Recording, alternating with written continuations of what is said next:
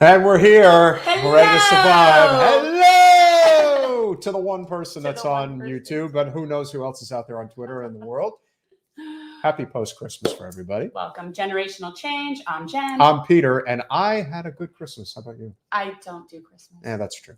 I have But- solstice. Oh, yeah, that's right. Well, how was your solstice with your friends? Solstice was really good. Solstice with friends, always a good time. I prefer pagan ritual to other ritual, I suppose. Well, there could be many. Oh, Mario, share the live stream. We already did our hello for you, so share it around. I know the day after Christmas is going to be tough to get too many people on board. But what we will tell you guys is that today is going to be our last Sunday show. I could have predicted, and the truth is this is all Jordan's fault. He suggested that we do Sunday afternoon. Yeah, nice You for know. him. He's probably having like bagel and schmear. We're talking right now. about Jordan Cheriton of Status Quo, friend of the show. He is taking off for the rest of the year. Good for him. He really Yes. deserves it. I don't like Sundays because I don't like putting makeup on in the daytime. But I you don't look so particularly- lovely. Yeah. I don't particularly like putting on makeup anytime, but in the daytime, it's like it just kills the rest of my day. I wonder how much prettier I would look with foundation. I don't know, but you might look better with a shave. Oh, that's true. But I like my 5 o'clock shadow. You're just not a very hairy person. I'm not. Luckily for me, I only have to shave once a week. Can you So believe that? pathetic. 38 years old, so only shave once a week. That is a big deal. I think it's a You're big like deal. man And why is child. that? No, You're I'm a not big child. man child. I'm not a man child. No. Who am I? You kind of. Brian Well, I Stelter. know it's Brian Stelter. But one person who hasn't made an appearance in a while has something that he really wants to let everybody what are know you- about. He really look, man, come on. Hey, Let's Let's go, go. Brandon. hey, let's go, Brand. I agree. Don't you agree? Oh, No, yeah. look, here are the facts, Jack. That's the only reason he could be here is it's Sunday afternoon. I agree with Let's Go, Brandon. It's not buck fighting. It's not something that's wrong. It's great, man. And did you see my wife's reaction? Did you see Dr. Stein's, what's her name again? Dr. Jill Biden? Dr. Jill Stein Biden? That's right. That's right. And so, look, here's the deal, man. No, that's illegal. That's not illegal You're either. going to be under arrest, man. You don't want to get in trouble. I'm It's not with her. legal. I'm not with her. No way. So It's legal. I thought that when he said, let's go, Brandon, it was a chant. It was a cheer. It is. Hey, but it was directed at me. I thought it was a great thing. So I agree. Beautiful. And what are you going to do? I'm not that quick. I'm not. Yeah, I agree, man. That's great. Brandon. Let's All go. right, we will Let's get go. into that more. We will Yeah, so we will let's get get- into that so more. let's And I talk do about it, love man. that it originated in Florida, which really will help tie the whole show together. I gotta tell the American people how important it is that we talk about Let's Go, Brandon. Okay. Brandon's a good guy. He's a great guy. He's a great guy. Let's go. And let's go. Where are we going? Well, we're going to be talking with Martha Bueno. No bueno. No Bueno. Well, No bueno. she is running for a city commission seat in Miami-Dade. I heard she said, let's go, Brandon. I don't like that, man. She might have. That's terrible, I man. think she's a libertarian. I don't like, well, I like think she- libertarians. I I like them think more she's than liberal. progressives. Well, I'm just saying, man. Come on, the country I'm is just centered joking. I don't really right. care about her label, but she is not, according to what you're saying, she's not taking corporate money. So Nope. therefore, which quite You honestly got to take. shouldn't be that difficult to do for a city race. Look, here are the facts. You really don't need Yeah. that much money for a city race. Here are the facts, Jack. You got to take corporate money if you want to win. We want to win. We don't want to lose. I agree. Jeremy has a good idea. What idea? What's he This. talking about? Jeremy says, let's go, Brandon should totally be hijacked by the left and hold Biden accountable to pass the policies that he campaigned on. I'm not passing anything, man. Clearly. Don't accuse me of doing something that you know I'm not going to do. Clearly, you're not going to do No, anything. I'm not doing any of that stuff. That's terrible. It's bad politics, man. So I'm here for, I don't know. You're just- boring me. Well, You're boring me. it's not bedtime yet. It's time. it's It's not time. Go bedtime. No, schluffi no, no. schluff. It's I- time. Go to schluffi Wait a minute. What schluff. time is it? It's lunchtime. That means it's siesta time. So I'll be back. Go have a mimosa. Bye, guys. He just can't. The help poor it. son of a bitch just doesn't know.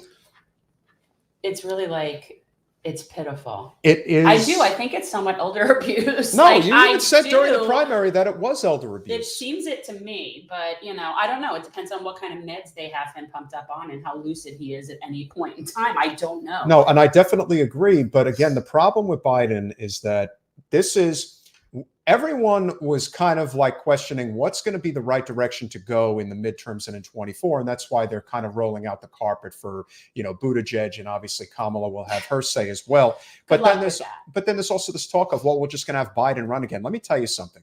After what happened with Biden the other day, that's it. It's over. Because what you have done effectively with that, it's not just that. We'll call it his Dukakis moment. It's not. And again, that's the whole point. It's not that a guy called in and said, let's go Brandon, and made a fool of the president. It's the fact that he was so oblivious. Oh, yeah. That he said, yeah, let's go Brandon. I agree. And it's like, God.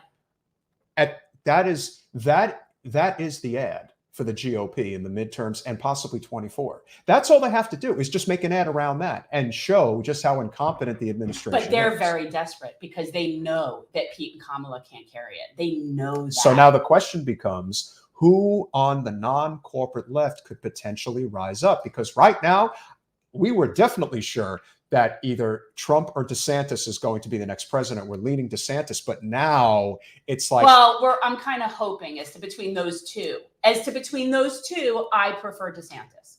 I think most people would probably agree. I'm not a fan of either. Yeah. Do not support either. I think that the whole concept of just going into complete and utter chaos if Trump to be with the president again, and it's already bad enough. But the point is, when something like that happens, again, it is as you say, it is a Dukakis type moment where what a lot of people don't remember, and George Bush in 1988 ended up winning in a landslide, but Dukakis was up by double digits in the summer. Up until the debates, it looked like he was going to win, but then he completely He effed put on up. the penis helmet, and that was it. He looked like a penis head, and if that's not going to work. But if that's not enough, he also had the debate question about capital murder. And about his wife, right? Like, just when you can't answer something, even in that circumstance, it's like, okay, you're not cut out for this. And then I think that that's what you kind of took away. And I think those kinds of questions really prove that people don't have principles. Because if you have principles, your answer is your answer, whether it's popular or not. Your answer is your answer because that's just your answer. So the fact that you could get tripped up on something based on relativity to your personal life means you don't have principles. It's really it's very basic to me. Like, I'm opposed to the death penalty, period. Always have been, always will be. I'm just vehemently opposed to it. I don't think it works. I think it's inequitably applied. I wrote a thesis on this in law school. I'm just opposed to it. I would still be opposed to it if it were somebody in my family. However, I have also been known to be a supporter of vigilante justice, and I don't think that's entirely horrible either. But I do not support state-sanctioned murder. However, if somebody were to hurt my children, I'd kill them. Well, and I would be okay with that. But I still don't support state-sanctioned murder. Same. Well, anyway. I think that is... People don't like to hear that.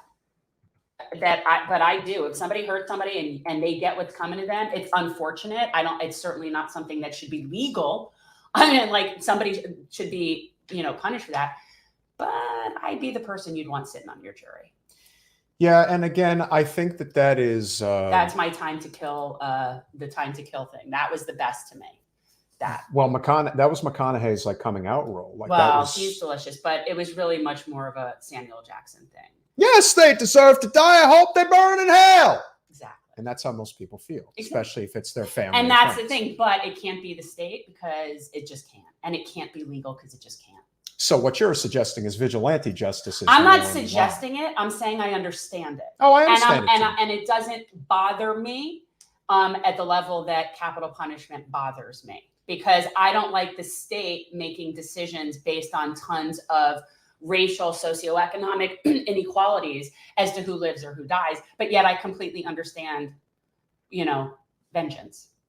And sometimes vengeance is necessary. So what would be the solution if we don't have capital, if we don't have the death penalty? We would be like every other country in the world that's civilized, with the exception of South Africa, which, by the way, not great company to be in, people. No other country has the death penalty but us. So we would just be like them. It's sort of like, how would we have healthcare? Like other people do it. It just isn't. Anyway, by the way, it's much more expensive. Yes, it is. That is kill true. People. So I could argue on every issue, economically speaking, it costs more to execute people than to keep them alive. It's like twice as much. Yeah, it's significant. Yeah. Mm-hmm. So, that's not it. And I would also suggest, I don't have to say that, Bo says that. I would also suggest that, and I've seen this as somebody who's done criminal defense work and who knows that's sort of the arena. And there have been many studies done on this where people follow up with victims' families post an execution, even families that were allowed to watch said execution, yet they feel no sense of closure from it. It doesn't help them. It never satisfies the way people think it will satisfy. Never. And so I just think that that's an important thing to note, that it's not like it does. You think it's going to make things feel better, and yet it never does. No, it's a hole in your heart that you can't fill. And it doesn't, it doesn't fix it. So it's not. Vengeance is,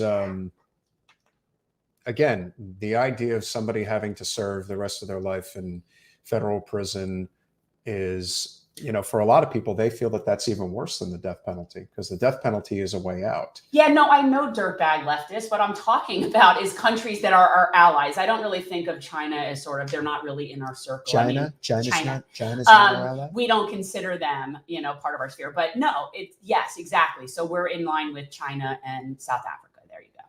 No, there are other countries death penalty, but no one that we consider to be allies and civilized. Yeah. So, because it's completely uncivilized. And also, vengeance belongs to the person who was bereaved, not to the state. The state has no, it's not this, if somebody hurts my children, that's my vengeance, not the state's vengeance. So what you're proposing, if I'm gathering this up correctly, is that you basically think that it's almost like immediate family justice kind of thing? I mean, how would you describe it? It's the person who feels motivated to do so. That would probably be the correct person. The person who feels most motivated to do so is the person whose vengeance it is to be had, because that's the person who feels. And again, I'm not saying I'm a proponent, but I understand that. Whereas state-sanctioned murder, I do not support in any way. So then I guess and I think it should be illegal. If I were to kill someone who hurt my kids, I would fully expect to be tried and convicted. I would, that I would expect. I'm not saying it should be legal. What would happen if something happened to Lulu? Same thing. Yeah. Like if somebody. What's funny? I've turned to Jason before and I'd be like, I could kill people, and he's like, I'm not sure you haven't. That's terrible. But I would say that if somebody, that's like the whole thing about John Wick, is that he became I never knew that movie until very recently. I finally watched it. And the thing with the dog, if somebody had told me there was a thing with the dog, I never would have watched that movie. It's like you can't kill enough people if you do that to your dog. Like you just can't. Like there's no, that's like. But that I actually would do for any dog. It wouldn't even have to be my dog. Yeah, don't hurt dogs. So when I hear somebody be like, would you prefer people to dogs? No, dogs to people. Yeah, that's what I'm saying. Dogs to people. You prefer dogs to people? Like, yeah, sorry. It's not personal. You don't have the guts. Oh, and Jan. Sure, Jan. Yeah, it's Jen, Jen, right? No, they do that on purpose. I'm sure. Like Jan? Yeah. I don't know why. No, it wouldn't be guts. It would be pure adrenaline and rage. That's why it's that person's vengeance. Like normally I wouldn't really. But I don't care enough about somebody to risk my freedom. So Martha Bueno is a few minutes behind, and we are going to tease the hell out of her because she is Cuban, and of course we know how. If I had known she was Cuban, we would have sent her a different invitation. I should have told her 12 o'clock, and that would have probably. Here's the thing. Better. Well, no, there are, and this is true, and I grew up in South Florida. This is not a racial stereotype. No, I am telling you this. It's a fact. Yeah. That people who have sort of mixed weddings, in a sense where half the group it might be Cuban and half the group is Anglo or whatever, where it's not, there will be two sets of invitations, and they will send out the invitation and tell the Cuban people that it's like 2 hours earlier than it is. Yeah. That actually is a thing. I'm not making that up. And it really is a cultural thing. Maybe that's one of the reasons. I don't think that's why she's late, because she's just doing something else. And maybe that's one of those reasons why their culture is very insulated in many ways, because they know that in terms of adapting to American culture, when it comes to things like punctuality, like in white American culture, lacking punctuality in the business world is not acceptable. Now, wait. Let me preface that with, I am speaking of social gatherings. Right. Okay. I am not saying that Cuban people don't show up on time to a job interview. That's not what I'm saying. I'm talking about social gatherings. And my friend, very old dear friend, I remembered very well, they had to have 2 sets of invitations printed when he married Liz's family, basically, because that's just how it is. Fair enough. So, and I, it's not a judgment. No, but hopefully, well, Martha is, like I said, running a few minutes behind. Hopefully it will not be that long. Simply because we do have another lovely guest who's coming on. And I haven't seen Lauren since we hooked up in Nashville. Lauren moved. She gave up the California Democrat life because for the North Carolina Democrat life. Everything North Carolina is better, but just that it's a very different, much less affected, much more laid back, chill vibe. Yes. It's a mountain vibe. Well, the mountain vibe, again, is just more about, a lifestyle that isn't as fast paced, but also appreciative of nature. That type of thing does exist in California. It's just not the same. And then especially for Lauren, who I believe lived in Los Angeles. Lauren lived in Laurel Canyon. Laurel Canyon. That's a nice area. Yeah. So, and so now she bought a whole bunch of property in the Fairview, Buncombe County area. And she is donating back most of it to be a preserve so that it can't be built on, which is really, really nice, which has made that's her a conservative thing. Well, and the truth is it's made her she is very endeared to the people in that community because they are very appreciative that they're not going to be having construction where there really could be a lot of it. Well, again, and that's all for development anywhere. That's always been the big problem. And that is one of the arguments that we make that is a conservative argument, which is, centralized planning is a huge problem in our culture. And we're doing everything we can to really get that word out there. Yeah. Well, she'll tell you that a lot of it was inherited. So. Don't hate on. Look, it is what it is. But people who do righteous things with what they have and take responsibility and help where they can and do what she's going to be responsible for an entire mountain of people not having something built right on it. Yeah. No, that's kind of cool. And the state I don't know, there's something about having it named, I don't know. We could ask her. There's a procedure about that, but it's very cool. And I did get to go see her property. Yeah, no, so it's Turkey Day, long time no see. Musk bought Wilder's house to prevent development across the street. And well, listen, there's a lot of things that Elon could do these days. And again, just another example of how capitalism has just okay, but the difference is that Lauren is donating the property. Right. She's not keeping the property. She's keeping some of it where she's going to live, and she's donating. The land is being bequeathed. Correct. So it's not that she's holding on to it. I think that's the key difference. Which is again, that's a very significant difference because that's a gift. Yeah. And yes, I'm sure there's a nice tax write-off, and I think that's fine. That's lovely. Everybody used to get on Mr. Springsteen in New Jersey for owning all that horse farmland. That's why they used to get on him. I have a lot of reasons to not like him. I have a lot of reasons not to either. 500 million reasons. It's very unfortunate. But he certainly did. Listen, I'm not going to take anything away from his ability to basically cash in on his success after all these years. I don't have a problem with that either. But I do have a problem with him doing a podcast with listen, if it's one podcast, like, hey, how you doing? Wanted to catch up. We've gotten along. No, now it's still cringy. This is a regular thing. It's cringy. That is so what could those two guys possibly talk about? Is it any different of a surprise than Mellencamp supporting Buttigieg? Oh, well, that's a sin in itself. Right. Why? Because they were both from Indiana? That's the reason you support them? I don't know. How about give Mr. Mellencamp, if you're hearing this, I am a fan.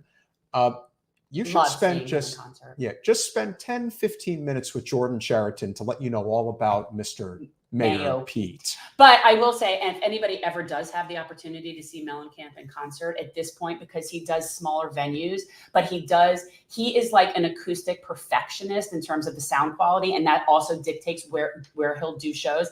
And he does a show at the Broward Theater, which is really a theater. It's mostly musicals and stuff, but he does his concerts. It's the one in Pembroke Pines, right? No, downtown. Oh, okay. Like in Fort Lauderdale. Right. Yeah. Okay. And I've seen him there twice, and it is unbelievable. because a lot of times when we see concerts, there are places that aren't meant for concerts, and the sound is not the same. So what I'm going to do is I'm going to message Martha and let her know to come on in like 40 minutes or something like that. I think that's probably the better thing. And so Mellencamp live, highly recommend. Yeah. Please. That was, I had both boys at a Mellencamp at the last time. We all went. We're a concert family. Well, we used to be. Now there's COVID and we don't really do that so much anymore. Although I did go see Jackson Browne and James Taylor, which is amazing. I think there is something on CNN. There's something tonight that's James Taylor, Carole King concert together that they're doing. Well, which is James Taylor and Carole King is like, it's very special. Well, let's do this. Let us get right into it with our good friend. She is a great grassroots organizer is she from California or does she just live in California? That's an interesting question. No, I know that. No. Her parents are not from California. They moved out to California. Okay. We're going to find, no, they're from there. Your mom's from California. All right, we're going to get the whole story. Yeah, we'll get the whole scoop. I think she's a friend. She is the host of the Robust Opposition. And she is somebody who is definitely part of the cool crowd, you could say. She's in the loop. Lauren Steiner, welcome officially to Generational Change. Hi, guys. Thank you so much for having me on. Hi. Absolutely. And I like that sign in the background. That definitely is what we're fighting against for sure. 99%. Well, that is the fight. You can't arrest an idea. No, you can't. And I think, you know what? I really want to get your opinion. Trying. Yeah, well, they are. I really want to get your opinion on what happened the other day with Biden. And, you know, what I think is the bigger issue here is not the fact that he got, played or whatever, he got trolled. It's the fact it was his response to it. And the way he responded was to basically give credibility to everything that everybody's been saying about the fact that he's not all there. He isn't really clued into what's going on. And on top of that, that just becomes a massive, ad campaign for the GOP, as if they didn't already have enough to begin with. Right. What do you think about that?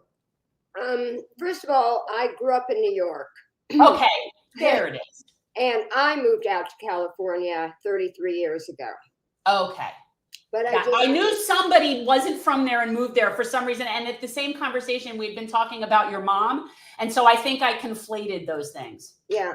Well, and I just moved to Asheville 11 months ago, where you and I met in person, Jen. Yeah. So are you speaking about his response to the guy who said, "Let's go, Brandon"? Exactly. All right. Well, I was on a Jew Dissidents podcast with Keaton Weiss and Russell Jubilar, and they were discussing that. Are you talking about the fact that it appeared that he didn't know what that phrase meant? Appeared? No, he didn't know what it meant. He had no clue what that meant. Well, I don't necessarily think that's a reflection of senility. I think a president, no matter how on top of his game he is a little bit isolated from social media. And they're very controlled, by their senior staff, what information they get. And in the course of history, events have been affected by how much the president has been shielded from popular opinion. That said, I do think he is not playing with a full deck. And in the show that I did a few days ago, I call it the Three Daves, because I had David Sirota from the Daily Poster, David Dayen from the American Prospect, and David Moore from Sludge. You referenced the title a couple of minutes ago, Peter, where Biden and Jayapal played. I was trying to get to the bottom of that with them, and they kind of wanted to go on to Manchin. Sirota wanted to talk more about Manchin, and Dayen wanted to talk about what parts of the agenda could be accomplished through executive action still. But I feel like I was very much against Jayapal after she caved. She had said that she was going to keep those bills together, and she postponed the vote twice. And then in the end, she caved. And the squad said, and I said, and probably you guys said, there goes the agenda, Yeah. And I basically, I had done a fundraiser for her in Roe with my friend Paul Song. about a year ago, because I thought that they were two of the most uncompromised, badass legislators that we had representing us. So when they folded on that, I was like, I give up, and I posted on my Facebook, I will never vote in a federal election again. It's just too corrupt. And I didn't necessarily think that she did it because she was corrupt, but more because she was co-opted and she just didn't see a way out. And of course, after Virginia, they knew they were going to be blamed if they killed the entire agenda. And because, I read this really long article in the New Yorker, which I would love to post the link in the comments, by Sure. Robert Baird. And it was like an anatomy of what she did. Up until it was published before she caved, but she basically, wait a minute, no, it was published after she caved, but before Manchin said he wasn't going to vote for it. And it basically showed that at that point, when the Congressional Black Caucus came up with their compromise, that we will vote to uncouple these bills if it gets a good CBO score, she could see the handwriting on the wall. People like Roe, Neguse, Jamie Raskin, a fourth guy, I can't remember, were basically saying, we got to vote for this because if we don't, we're going to get blamed. And also Biden said, look, I need you to vote for this. I can get Manchin to do it. But if you don't want to, maybe we'll just scrap the whole agenda. So I was a little bit more forgiving of her after I read that really long article, sort of the anatomy of what happened. But that said, I still have the question, and maybe you guys could say your viewpoints on it. Was the reason that Biden didn't do all that he could do, such as do a national address on TV calling out Manchin, pressuring Schumer to force the vote on it earlier, which is what David Sirota suggested, or even going to, West Virginia and rallying the troops? Why didn't Bernie do that? I asked that question. He wrote the op-ed. That was as good as it got, was that piece he wrote in the paper there that pissed off Manchin to no end. Right. But that's as close as it got in terms of grandstanding there.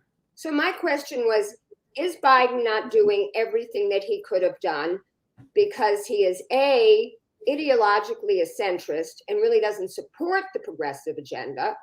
I interviewed Branko Marcetic, who wrote the book, The Case Against Joe Biden. It was called Yesterday's Man, The Case Against Joe Biden.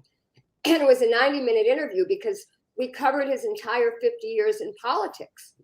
And with the exception of 1972, when everybody was progressive, when he first ran for Senate, he's been a centrist and a moderate, as we all know, for years. And his famed bipartisanship was really getting Democrats to vote for Republican proposals rather than vice versa. So he became, progressive just because of the mood of the nation right now and because of certain advisors that he's put in. And I did a show with Zach Carter about his economic team and Matt Stoller about his antitrust team. He's got some really good people in there. We can't say that Joe Biden hasn't done anything good since he's been president, but did he not push for this agenda because he is ideologically centrist or because he's not playing with a full deck? Clearly, I think it's both. I think it's both. Yeah. I don't think he really wants it to be passed, and nothing will fundamentally change. But what I do think is true is that a lot of people, while there is this knee-jerk reaction to, oh, this is all Manchin's fault, and it's no. Manchin is embracing the role of the rotating villain. He enjoys the spotlight. It's painfully obvious that he does. At the same time, the whole system is just disintegrating around itself, and when you're not getting anything for the people, it's like at some point they're just not going to buy it anymore. This idea that it's this one person, and how is it that we have an election year coming up, and while it is going to be a red wave, that doesn't mean that there aren't some vulnerable R's that are out there that you could be leaning on to say, hey, if you want to save your neck, you might want to get on board with this agenda. They're not leaning on anyone because the truth is they don't really care. And the reason I don't think that he really cares at all is because he hasn't even done the bare minimum of what he could do via executive order. Yeah. He hasn't done crap. And so really it's not a matter. I mean, you could blame Manchin. He could be the WWF baddie of the week and it doesn't matter. And I think he is completely a narcissist. So he does like it. But what it really comes down to is that if the president of the United States wanted this done, it would be done.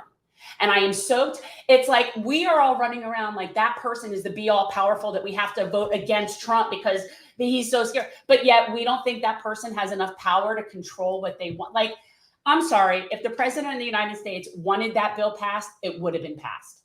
And there are a lot of behind the scenes ways that could happen. And you know it. So, I mean, to me, it's just basic. No, it's. And a prime example of that is with the infrastructure bill. You had the squad that basically put their foot down and said, look, we're not voting for this until we get Build Back Better through first. And so the Democrats just said, okay, we'll just get a dozen GOPers to come and join us. Right. So when they need the votes, they can always get the votes. President can do what he wants. And not only that, but you just had the military budget that just passed, sweeping military budget passed. So when they want bipartisanship, when they want something done, they get it. And I would also say that it's not so hard for the president to push something through that is overwhelmingly popular with the American people. We're not talking about something that isn't mainstream.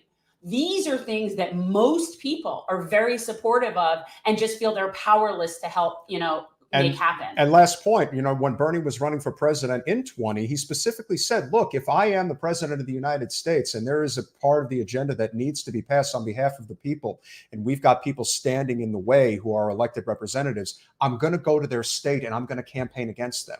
I'm going to rally the people. Joe Biden is not doing anything. Let's talk about the progressives, because you just mentioned what Bernie said he would do, and earlier said all he did was this op-ed. Yeah. And he really came out after Sunday when Manchin was on Fox News. He really came out strong against Manchin, and so did Joe Biden. But even back in 2016, 2015, actually, Bernie, when he announced his run, one of the first fundraisers he did was in LA at some friend's house, and I happened to attend. There were maybe about 100 people there. And I had already started LA for Bernie. And my friend let me get on the stage after Bernie spoke to introduce LA for Bernie to the crowd. And we recruited about 60 members. And I always say that's the first and only time I will ever be on stage with Bernie Sanders. But I remember he had talked about John Boehner, who was the Senate Majority Leader at the time. And one of the questions from the audience was, Bernie, you know that John Boehner is never going to pass Medicare for all. So even if you get elected, how are you going to get him to do it? And he said, well, I'm going to go to his state and I'm going to tell everybody the reason you guys can't have nice things is because of John Boehner. So one of the things that I came to learn about Bernie is that he kind of talks a good game. I mean, not that he doesn't think what he's saying is a good idea, but I think he lacks the capacity to be a real organizer. And he could have mobilized in the same way that we all criticized Obama after he built the largest grassroots movement to get him elected, Organizing for America. Or it was Obama for America, and then it became Organizing for America. He disbanded that group and didn't revive them. In fact, I remember when he wanted to do something unpopular, like pass the TPP, he turned to Organizing for America. And I know a lot of organizers who said, no, I'm not going to support that. I'm against the TPP. But Bernie had a big organization, and then he started Our Revolution. And Our Revolution has been doing some good things. I've been in close contact with Amanda Nichols, who's their new communications person. And so they have been doing a lot of rallies in Manchin's district and Sinema's district and Richie Neal's district, all over the place. They're trying to do these rallies. But I've come to believe, since I've organized over, three dozen protests since Occupy, that you need more than just rallies. There's a famous saying, mobilizing is not organizing. People go to a rally, they post it on social media, they think they've done everything, and then they go home. What you need is door to door, face to face, what they call deep canvassing, to try to get these voters in West Virginia who, voted for Trump, by 39 points. That's why Manchin thinks he can do what he's doing. But you also know that Bernie won every single county in the primary there in West Virginia. So he could have made use of that force if he really had anyone who knew how to do this. And that's where I think we need to go with this. We need to have these face-to-face conversations, because just using social media, we are getting so polarized. People only agree with a viewpoint that they've already held. Your opinion is rarely going to get changed by something you see on social media. And we know that the algorithms of social media are only giving you viewpoints that you already agree with anyway. Confirmation bias. Yeah. So we're in a very dangerous situation right now in this country. We're extremely polarized, and there's no place anywhere where we can all come together. I do think that we've talked about this a lot, that statewide initiatives is really where a lot of the change can happen, especially as it relates to healthcare. Medicare for All is not passing on Capitol Hill, but I do think it could be sort of like a Canadian type situation where it passes in a province, or in this case, a state like New York or California, where the momentum is the greatest as it currently stands. There's also whole Washington, got to give it up for their efforts. You know, if we were able to get something like that through, I think that that's how the momentum is going to build for a lot of these policies that we're fighting for. And so I would assume you probably would agree that that is one of the directions that we need to take. But also, what do you think is going to ultimately happen in 24? Because next year is obviously going to be really bad in terms of where the electoral numbers are going to be. It's going to be an ugly, ugly look for the Dems. I mean, I think it needs to happen, like sort of like pulling off of a Band-Aid, but it's going to be ugly. It's certainly here. I've always felt that, when you're looking at the infrastructure bill and the fact that a quarter of that money is basically getting earmarked for Buttigieg to decide where it goes, and we all know how that works out. Yeah, that's basically political favors out the yin yang. So if they're going to do what they're going to do, which is basically push him to the front along with Kamala in some capacity, what do you see as far as the non-corporate left? Do you see an opening? Because I thought it was going to take at least until 28, but the way things are moving right now, there could very well be an opportunity for somebody to really pick up the reins from where Bernie left off. But who? Yeah, who? I really don't see anyone really in the wings waiting to pick up that mantle. I do agree with you that it's going to be a bloodbath in 22. The only way that we're going to counter that is if Joe Manchin, and this was discussed, Joe Biden, Freudian slip. Yeah. If Joe Biden, President Manchin, as I call him that all the time. Yeah. If he does more things like what he did the other day because of public pressure, which is to extend the student loan payment, right?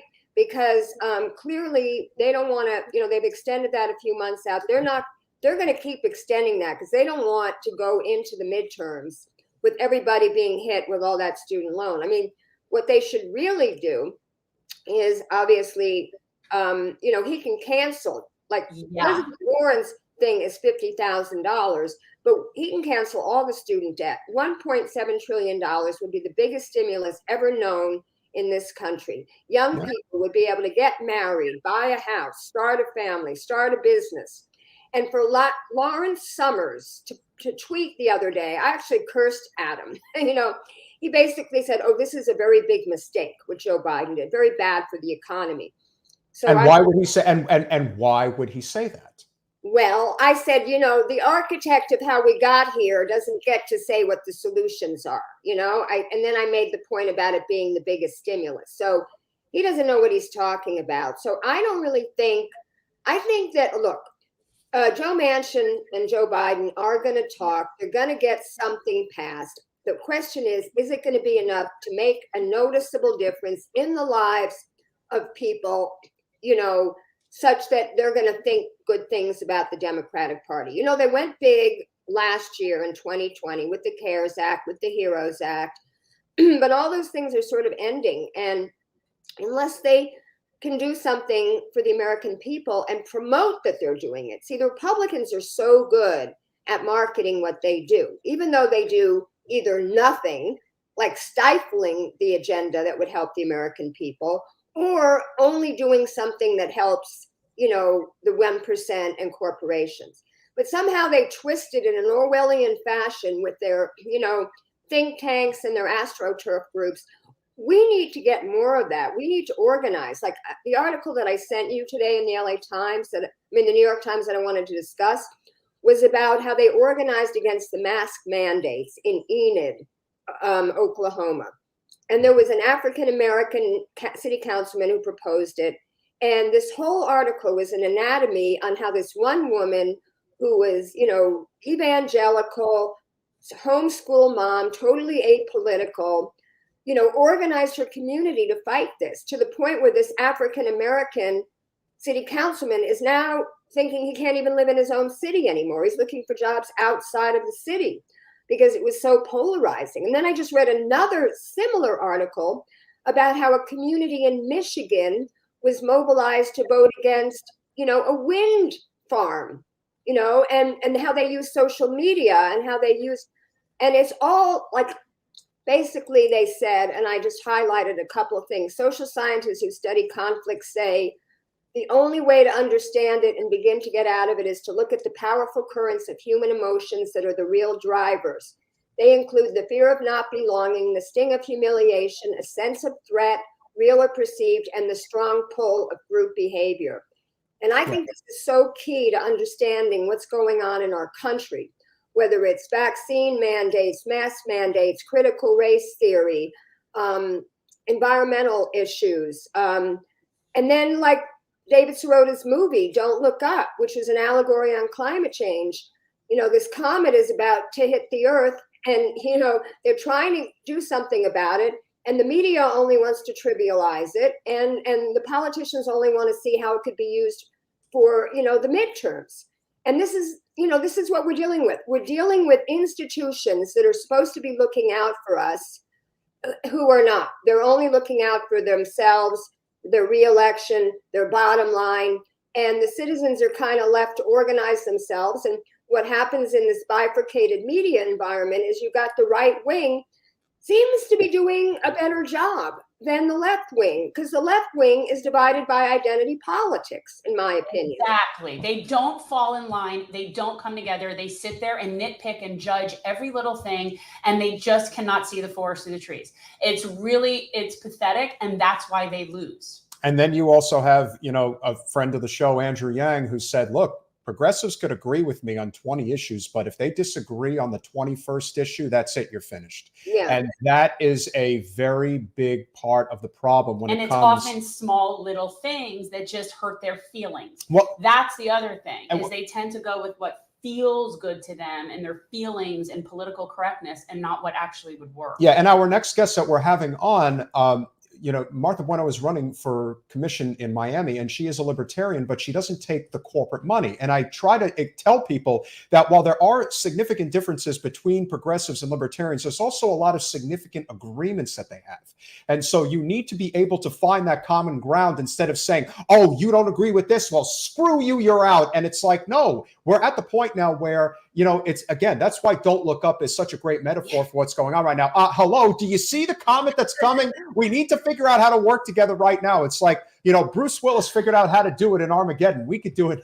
We could do it too. Yeah. It's silly and it's cliche, I know, but it really does speak to that problem with, the divisiveness in politics. You obviously were in California politics for both of Bernie's runs.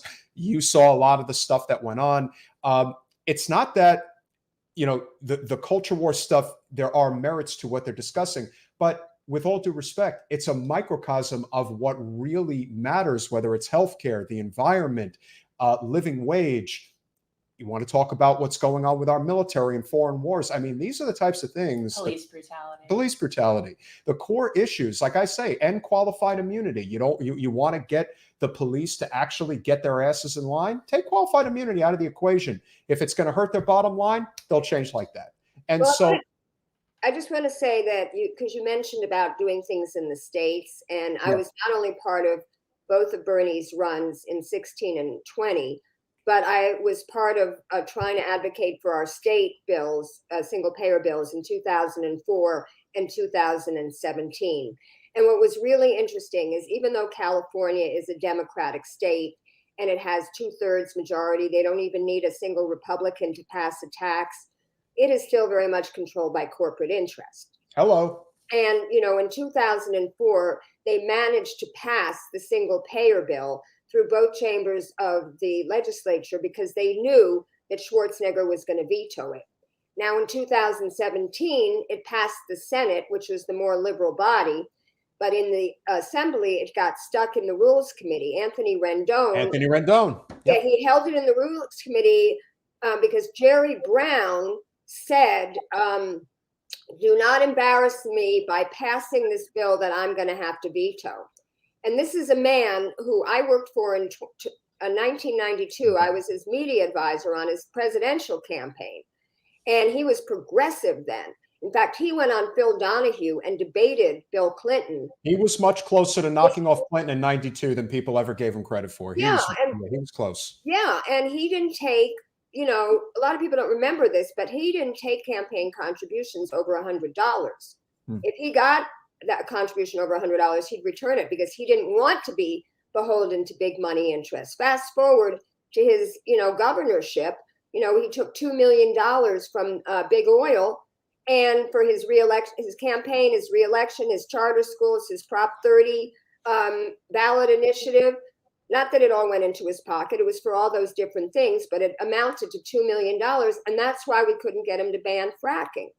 Now, Newsom was promoted by the nurses union, California Nursing Association, Roseanne DeMoro, really picked Newsom early on and endorsed him for governor in 2018 before any other candidates came forward on the promise that he would support single payer.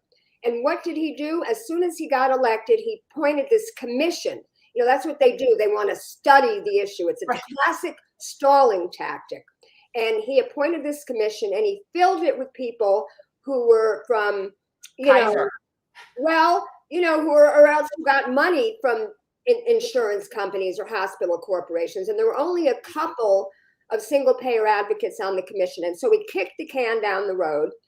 And when he was trying to beat the recall, I called out to my friends. I mean, I was here in North Carolina, but I called out to my friends who were fighting fracking and fighting for single payer. And I said, do not help him beat this recall unless you exact a promise from him. Something. He is going to ban fracking and he is going to pass CalCare, AB 1400. Now, they didn't do it. They, understandably, Larry Elder would have been horrible. So that's what they do. They get a Trump-like figure out there, and even the progressives fall in line. I did a show about this with two friends of mine, Ben Hawk and Susie Shannon, who are very big in the California Democratic Party.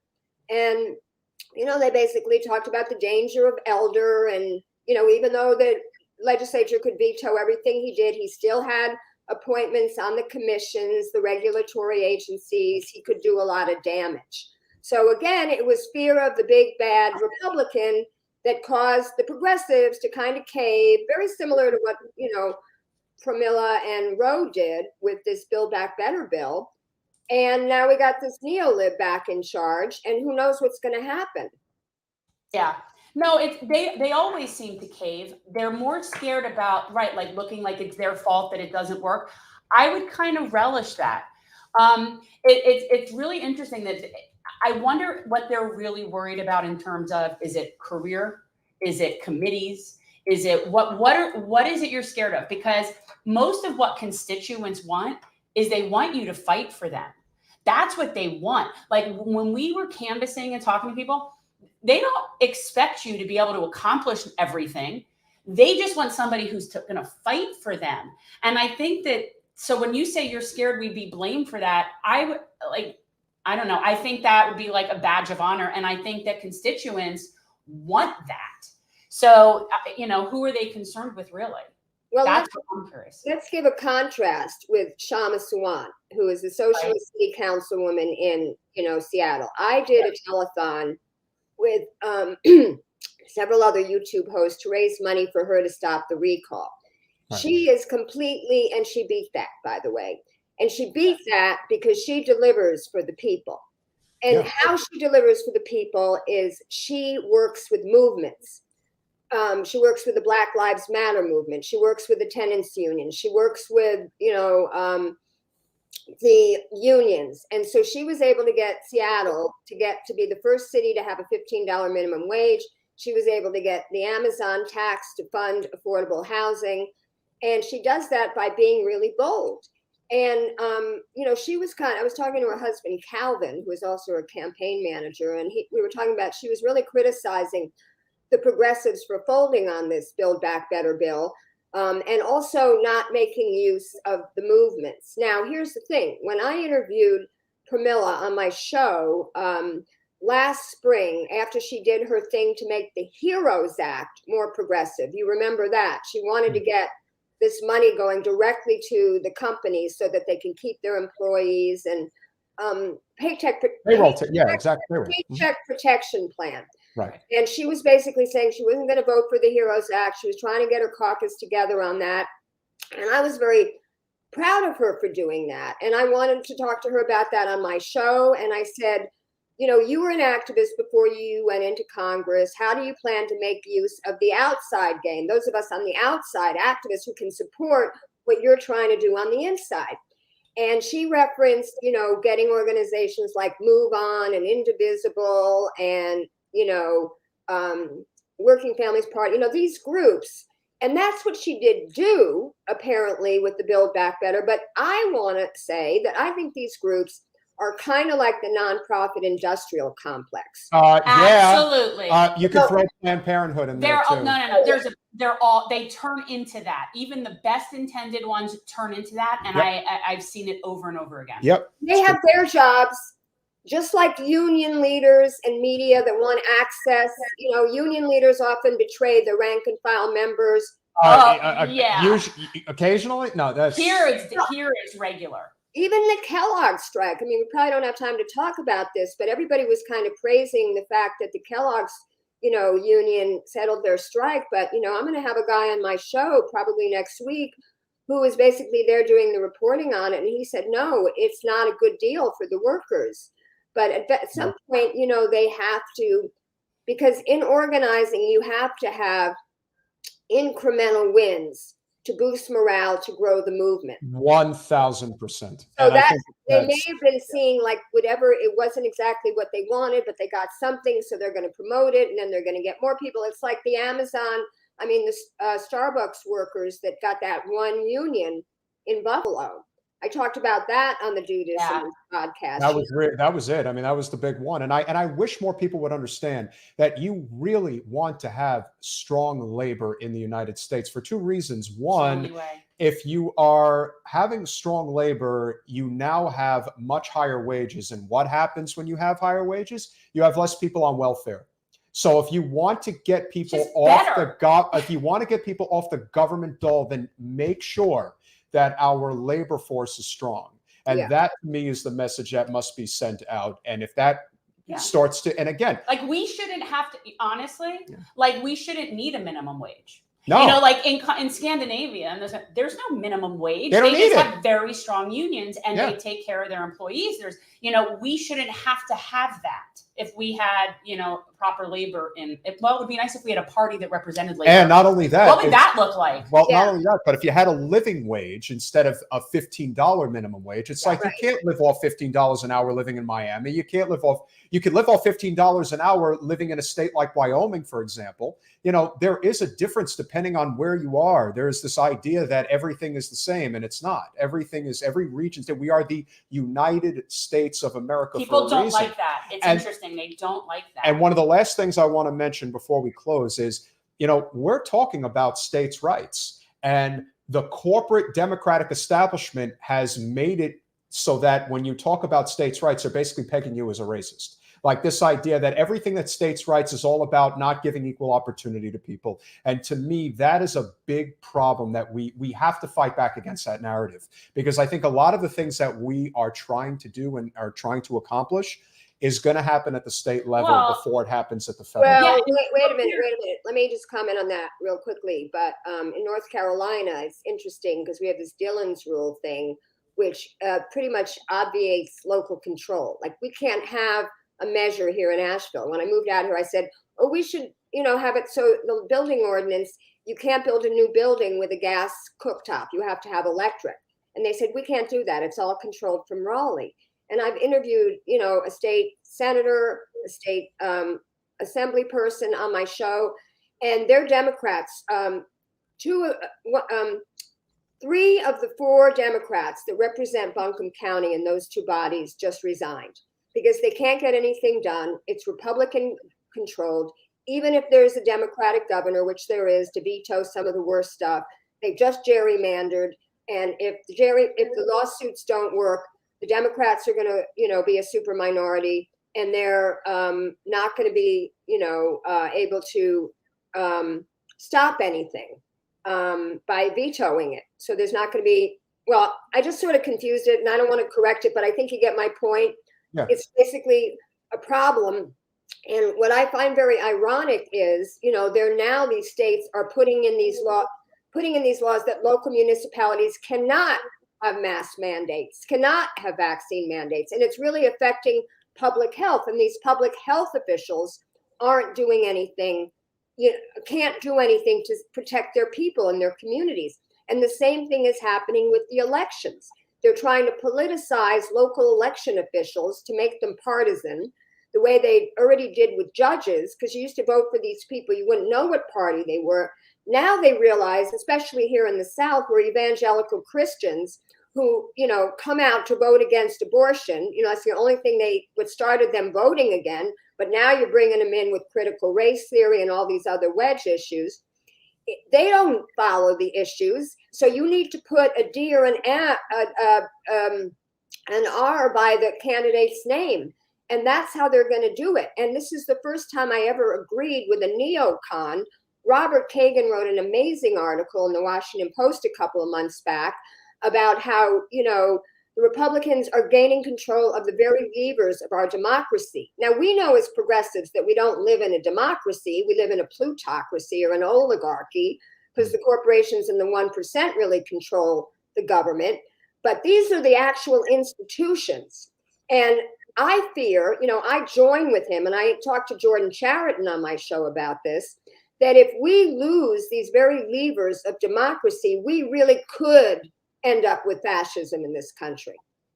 We're already seeing it. I think it's really, it's a matter of time. It's an imploding capitalist society where it's like, how wealthy can the wealthy be? And what's funny, we had a Festivus the other night, and Judah Friedlander came on, and he says this very deadpan. He's like, I don't believe in billionaires. I think there should be one trillionaire and everyone else should have nothing. And he says it with this totally straight face. It was so funny. But anyway, that's where we're going. The divide is out of control. Yeah, well, if you want to make a lot of money, just have Bezos and Elon do like a death match to see who becomes the trillionaire. That would be the best way to get there. But, again, you bring up a lot of great points. And I think we are in a situation where, and I want to close with this thought, because of the fact there has not been any real retribution for what Hillary's people did to Bernie during the 2016 primary and completely exposed the fact that we have a corrupt electoral system. And there was no real repercussions for that. You are now putting. Well, there were for Julian Assange. Well, yeah, but you're now putting in the hands of people who are going to use it as a weapon, and they are using it as a weapon. And I've always said, if you are just going to allow what happened, we can't get into it now. We could do it on another show. But the idea that there was so much to the election rigging in the primary, you have now allowed this whole system to basically tilt on its axis to the point at which it can completely collapse. I'm waiting for the revolution. And I did want to tell you, Lauren, so I rented my place in Asheville. I'll be there for 6 weeks in the summer. So hopefully we can get together. Yeah, I'm going to be there from, I think, June 18th to July 30th. I have a place. And I'm in I'll be in West Asheville this year. Oh, you guys can go and have a little powwow with Madison Cawthorn when you're there. Get me started. I paid for 2 activists, a trans activist and her friend, to disrupt the Republican Party fundraiser featuring Madison Cawthorn and Mark Robinson, who's the Black lieutenant governor here, Republican, who basically called trans people filth. Look, it's another example of the culture war that they just use as a political football. It has, they don't care about governing. Maybe you'll come into town. We'll go to the Sunny Point. Yeah, yeah, great restaurant. All right, guys. Lauren Steiner, The Robust Opposition. Check it out on Facebook. Is there any place else that they can find it? YouTube. My channel is youtube.com/Lauren from LA. Awesome. Thank you so much, Lauren. Have a happy new year. We'll see you in 22. Take care, guys. Bye-bye. So, needless to say, it's always great catching up with her, and a lot of wealth of knowledge about what goes on the progressive side, in the non-corporate progressive side, because that's really what it's about, and that's what we're trying to do here. We are not concerned with these political labels. No, it's annoying, actually. I had this epiphany when we were talking to Marianne the other night. It's like there's really two types of people. Either you believe we have a responsibility to the least of these, or you do not believe that. Right. And that's really what this comes down to for me. The policies are something we could talk about that, but either you believe or you're a pull yourself up on your bootstraps person. That's it. Those are the choices. And I just am the former. I believe we have a collective responsibility to care for the least of these. Well, that's why I think it's important to have this conversation with our next guest, who is local. She is running for the Miami Commission seat number 10. She is a libertarian, and the most important part about her campaign is that she takes no corporate special interest money. And if there does say a lot for Miami, because if there was a place, if there's a place that needs non-corporate representation desperately. Wait, is she okay? We're gonna find out, but it's not City of Miami, Miami-Dade. She's Miami-Dade. Miami-Dade. Yes. Very important. Well, there's a distinction. Martha Bueno, welcome to Generational Change. Hi, thank you for having me, and happy holidays. Hi. Absolutely. So I like your shirt. It's very cute. Move your hair, because what does it just say? Latina. Okay. Latina. Because A little. No, I get it, and I think it's cool. But something that recently came up, like this just reminds me, is that they did a poll, and it was only like 2% of Latino people like the term Latinx, and yet people continue to use it. So and I never got into that, because why would I don't know. It just seems stupid to me. What's X mean? I don't know what that means. No, I know what they're saying. It means basically that all Latino people fall into one category. I grew up in Florida. They're not a monolith. So they're not? No. There is a difference. There's over 20 countries that would fall under the Latino category. And there's differences. Yeah, and not only that, X is not said X in Spanish, it's said X. So for us, it would be Latino X, which still has the O, and on top of that, it's almost a tongue twister. I mean, whoever came up with this term obviously didn't speak Spanish. We're a gendered language. It makes no sense in Spanish whatsoever. Like in English, you can say Latinx, and you can see the notion behind it. But in Spanish, Latino X just doesn't do anything for us. So, I mean, there's a big portion of the population that's pretty upset by that term, and it's condescending, and it's all the bad things. It's everything that culture wanted to prescribe, to this word, but it's the opposite. It's pretty embarrassing, actually. So talk a little bit about how you came to, where you came to the decision. I mean, everyone always asks, why are you running for office? But what's the atmosphere down there? You are running for commission in Miami-Dade. And I'm probably significantly older than you, and I still call it Dade County. So, because I'm second generation, I was born in North Miami.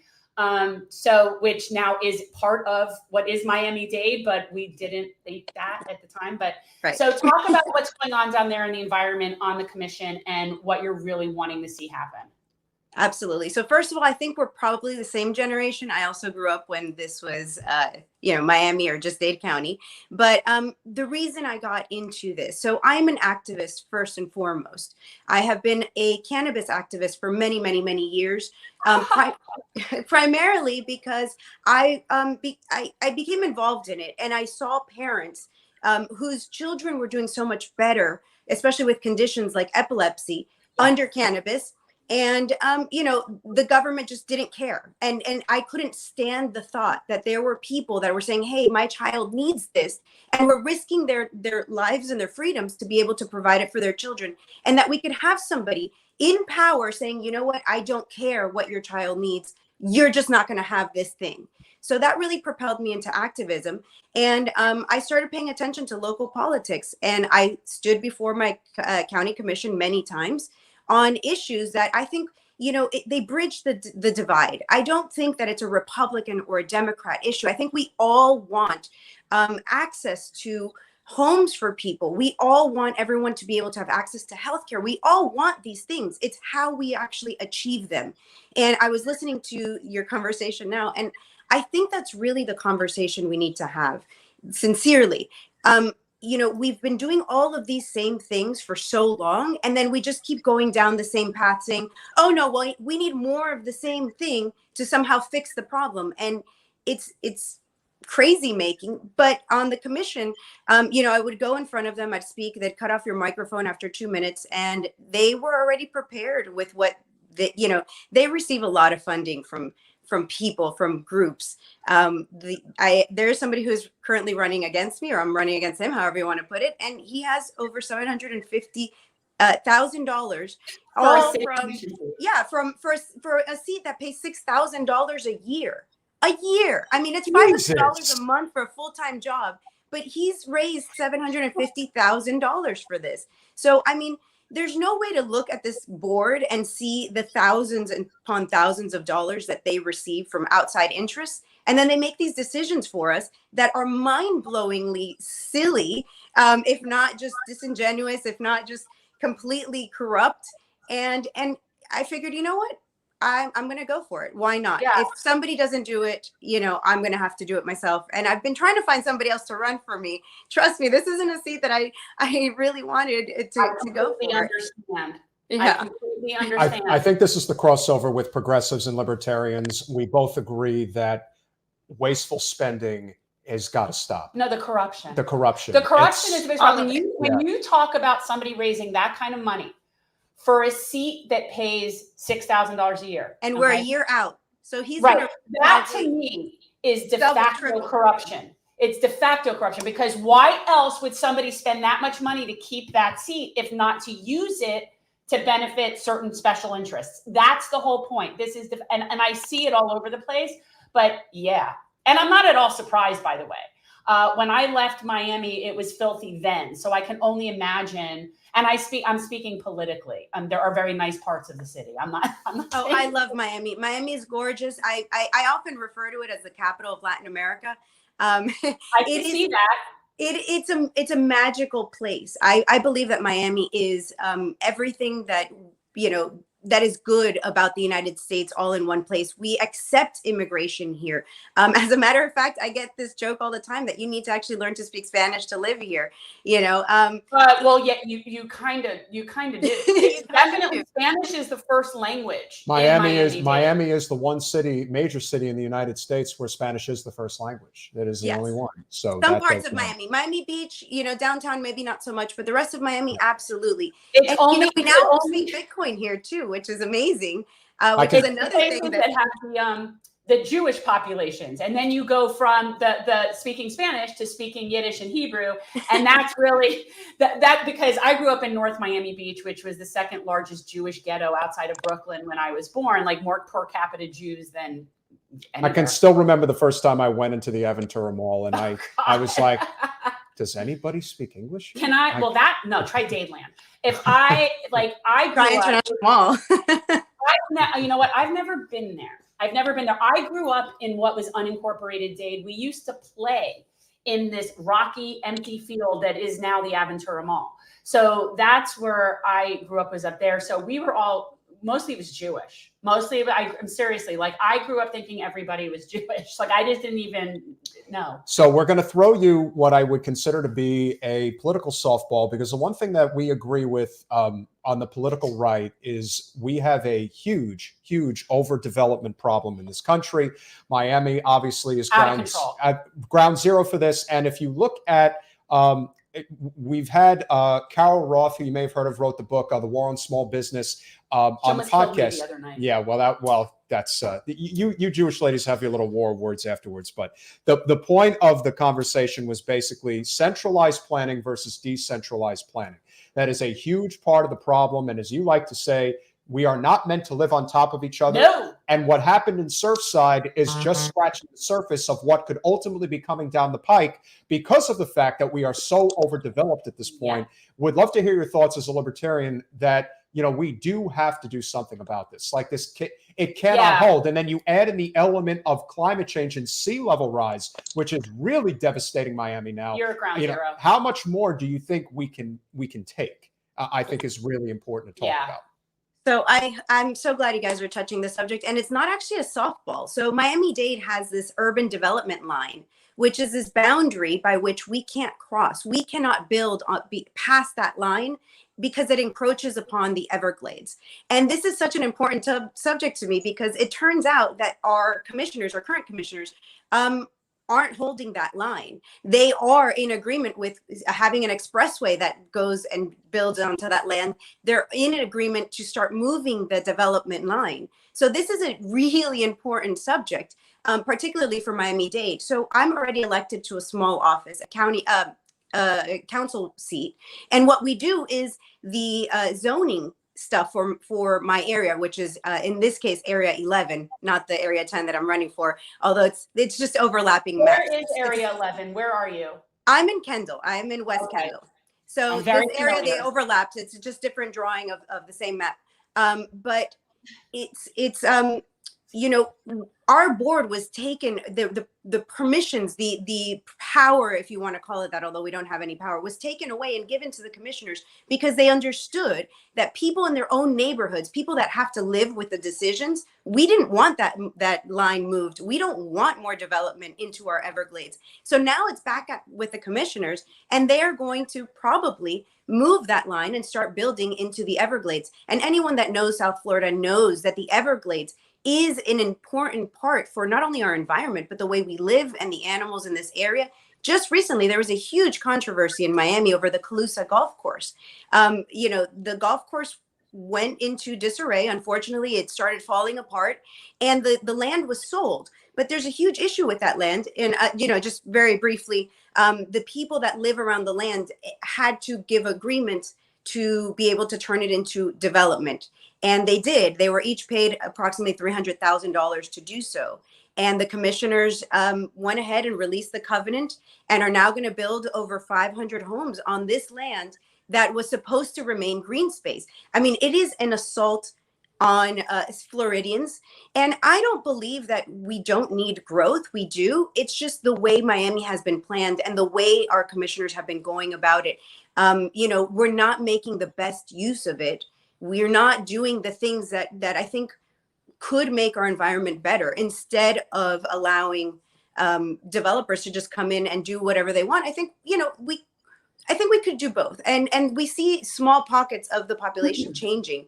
Doral is an area that has grown tremendously in the last 20, 30, 40 years. And, they're building their own little downtown, their own areas to go out and enjoy life, rather than forcing everybody to go to downtown Miami for a timeout or, for going out and stuff. We need to change the way we see things. And I mean that in the most, as libertarians, I know I'm gonna get somebody come at me and say, hey, we shouldn't be planning anything central planning. And I agree. And that's exactly the point. It should be the local community. Miami has grown from, as you said, small pockets before, unincorporated, to now these very big cities, to a lot of central planning from this big, top down type of system.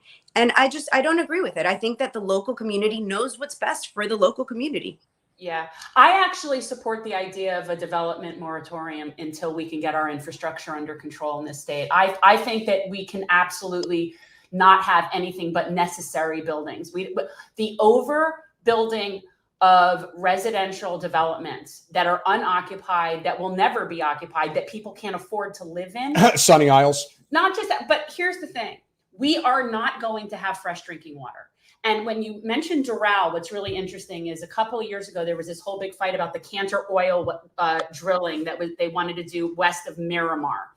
And they were going to do this fracking thing. And obviously I'm opposed to that. And they did a study at the location where this would be, because it's a location between two man-made canals that make an X. And right where that location is, and they put blue dye in the water source there just to see like where it travels, how far it travels, and it goes directly to Doral. That is where they get their water. So every little bit of building is not only making it as bigger strain on our already overstrained infrastructure, but we are going to run out of clean drinking water. The salt level rise coming up under our limestone, it is impeding our aquifer. We are going to have a problem. So we've had a problem for a while, though. I mean, we add substances to our water, most notably fluoride. That's supposed to be good for your teeth, but study after study shows that it's not. So, I mean, there's a lot of problems. I would not support a moratorium on building. I do not agree with stopping building. We absolutely need more, but it's the way we do it. So, our own government has stopped. Back, I'm sure when you lived in this area, you knew you probably remember things like efficiencies. Efficiencies were rooms that people had in their homes where you could rent that room for very cheap. And those things have now been removed altogether. So your only option is to buy a single family home or an apartment or a townhouse. It becomes really expensive for people, or rent those. It becomes really expensive for people to be able to afford the housing that they need. And oftentimes it's a temporary thing. You know, you might be between jobs, you need a small place. We have a lot of problems. I don't think that a one size fits all, again, and I'm going to keep coming back to local government, which is exactly what I think we need to be doing, because each area is very different. A lot of people think that they know Miami. They've come to visit and all they've seen is maybe South Beach and downtown. That is very different than, for example, City of Miami, or very different from where I am in West Kendall or Perrine or Doral. Or Homestead. You know, we are such a big place. There are well over 3 million people in Miami-Dade County alone. It's huge. And I don't think that there's anybody qualified, anybody at all, to run such an organization. I see a lot of people calling out Mayor Daniela Levin Cava over COVID tests that we don't have in Miami-Dade at this moment. And my point is, she is not God. She cannot do it all. And this is a problem with a government that wants to tell you from the top down how to operate. We need to bring back the power to the local communities. Local communities know what they need better than any central planner. And this, you know, applies not only here, but in the United States as a general. Yeah, well, we're definitely supportive. I think I think this is an intersection where progressives and libertarians do have a lot of agreement. And I think it's important that, you know, we do recognize also the fact that there's a lot of dilapidated buildings. There's so much empty space that isn't being filled that we could be revitalizing. Right. But again, that would require actual investment in your local community that doesn't just go to the bottom line of the land developer. It's one of the biggest problems we have in Tallahassee is the fact that the major land developers in the state control both parties. I mean, it's just so obvious in terms of, like you said, they're impeding on the space that they shouldn't be when it comes to the Everglades. And, you know, like you said, we're really not even supposed to be living south of Lake Okeechobee. No, we're not supposed to. Like, we're only here because we made man-made canals that diverted the water. And as soon as Mother Nature is done with us, it's just going to be like, bye-bye. Yeah. And so now we have to figure out, you know, where is that line of, okay, we need to take a step back because things are really getting out of control. The environment is as important as anything that we're focusing on. But as you said, you know, you're running for a seat where it pays $6,000 a year and the person's already invested $750,000. Lord knows by the time the election rolls around, it'll be double that number. Crazy. And again, that is just another example of how far we have sunk. But I think that these types of conversations are very important because people need to realize that while there are differences, there are things that we're not going to agree on 100% of the way. I think the core issues are the types of things that most people agree on. Like when it comes to universal health care, what I try to tell people is that we're not looking for a government-run healthcare system. We are looking to remove the for-profit middlemen in between us and our doctors that do not need to exist. That is something that universally that I speak with people, they agree with regardless of their political stripes. We do not want to have, you know, the type of healthcare system that they have in Cuba or that they have in China. We don't need to have this, you know, you're a doctor, so you should only be able to make this amount of money. No, that's not what the goal is here. The goal is to have a system where the money that is being spent on healthcare is being spent properly. I know it's easier said than done, but I think that that is just one prime example of the type of things where if we really sat down and had these conversations, we would have significant success in terms of building the type of political coalitions that we need to build. And it's really centered around the idea that corporate special interest money in our political system is the issue of our time. Until we deal with this, we're not getting anywhere. In fact, it's only going to get worse. I'm sorry to interrupt you. I would push even further and say that it's not necessarily the corporate interest. It's the fact that government has this amount of control and it's for sale. I mean, you're talking about how the corporations are, controlling things. And I would agree with you to a degree. However, I'm elected to office and I had to swear on a Bible to uphold the Constitution for this seat. And this is something that every single elected person does. And then you turn around and you sell your position to the highest bidder, to a corporation, to make their dreams a reality. So honestly, I'm going to push back and say, if any other system, if any other employee, let's say, did this, they'd be fired in a minute. And yet we give politicians a free pass. We say, hey, no big deal. We understand you're all corrupt. We're just going to keep voting for you because everybody's corrupt. And until we change that system, we're not going to change anything. Who's going to stop the corporations? Definitely not the politicians. And so giving them more power is only taking power from us. I think, again, it needs to go back to, we need government to have less power. The power should be in our own hands. And an easy example is healthcare, as you were saying, with insurance companies. Why does an insurance company have the right to tell us what we can and cannot receive in terms of health? That's absolutely wrong. But why do they have that power? Because government gave it to them. We are not able to buy an insurance. Let's just say there was across state lines an insurance company that wanted to do the right things. We couldn't buy it. Why? Because government made sure we couldn't buy insurance unless it was from these certain people with these right conditions in this way. For example, I can no longer have children, but I am forced to carry maternity insurance and pay for it, of course. So, I mean, there are a lot of things wrong. And I want to counteract and not necessarily disagree with you, because I don't disagree with you. I just want to put the onus on the right people. And that is our government. And if we continuously push for more government, we're not going to fix the problems. As we've seen over the course of the last 100 years, our government keeps growing. Our debt keeps growing. And what have we seen change? Nothing. It's actually getting worse. So I want to just be that, one person out here saying, guys, we're focused on the wrong thing. And you guys were bringing up Don't Look Up. And that is a great example. Notice how immediately the government and the media in that movie took control of the situation, and they forced everybody to have an opinion, or, if you're following those news, that's your opinion. We, the people, had no real way of seeing the situation for itself unless you were following the experts that were being shut down.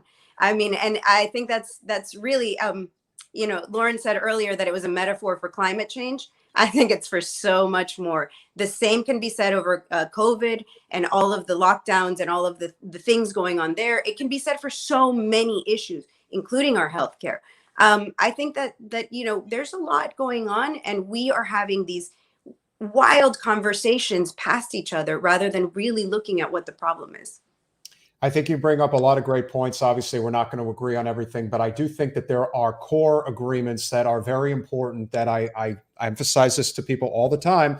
If progressives and libertarians figure out ways to build camaraderie and solidarity, I think a lot of the issues that we're facing right now are going to get solved a lot faster. There is way too much of this divisiveness about, well, you don't see it this way or I don't see it that way. No, okay, if you don't see it that way on that issue, then find another one. Because again, things are not getting better, they're getting worse. And I don't want them to get worse, I want them to get better. And we're in a state that we got a lot of issues that we got to work on.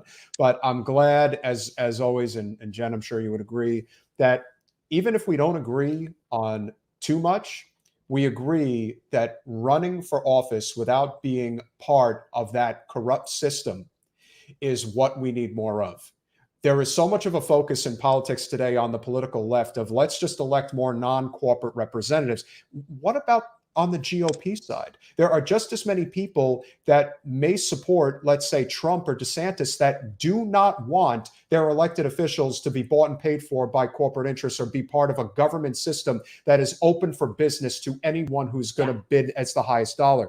That, to me, is a thing of the past, and I think we need to figure out a way to bring together all sides, not both sides, because it's really not two sides. It's a wide swath of different political opinions. But First thing we could do is eliminate the Presidential Debate Commission. They themselves keep people out of the discussion. We had Joe Jorgensen running for office, and most people don't even know anything about a wonderfully qualified PhD candidate in psychology who was also a business owner who also didn't take corporate funding. And yet we were told that the only two people we could vote for was one 70-something-year-old man who was the author of the crime bills that put so many people in jail, devastated lives, put people behind bars over a plant of all things. His own son is a drug addict, and yet his own son now sells his art for $500,000.